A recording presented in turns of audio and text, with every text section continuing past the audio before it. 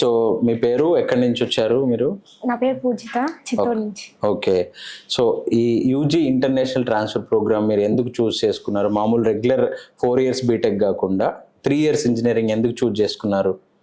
ఎందుకంటే ఇది 2+1 programme. So direct Apollo university నుంచి మేము లెస్టర్ యూనివర్సిటీ యూకేకి వెళ్తాం. ఓకే. సో అది కాకుండా నాకు 1 year సేవ్ అవుతుంది ఈ ప్రోగ్రామ్ వల్ల. ఓకే. సో నేను అనుకున్న గోల్ని కొంచెం తొందరగా రీచ్ అవ్వచ్చు. ఓకే. సో ఇప్పుడు ఆల్రెడీ 6 months క్లాస్ అయిపోయాయి కదా, ఎలా అనిపించింది మీకు ఈ ట్రావెల్? క్లాసెస్ ఎలా జరుగుతున్నాయి? ఫ్యాకల్టీ ఎలా ఉంది? నార్మల్గా మీ ఫ్రెండ్స్ ఎవరైనా రెగ్యులర్గా బయట ఇంజనీరింగ్ కాలేజ్లో జాయిన్ అయిన వాళ్ళకి మీకు డిఫరెన్స్ ఏమైనా మాట్లాడుకుంటారు కదా మీరు, ఏం డిఫరెన్స్ ఉంది అక్కడ, మీకు ఎట్లా అనిపిస్తుంది? సో ఫస్ట్ ఫ్యాకల్టీ వర్క్ వస్తే చాలా సపోర్టివ్ ఉన్నారు. ఓకే. ఫ్రెండ్లీ అండ్ ఏదైనా కావాలంటే వాళ్ళు చెప్పడం అలాంటివి బాగానే ఉంది. ఓకే. ఎన్వైరన్మెంట్ బాగుంది, సర్కిల్ బాగుంది, ఫ్రెండ్స్ మంచిగా ఉన్నారు. ఓకే. సో కాలేజ్ అయితే సూపర్గా ఉంది.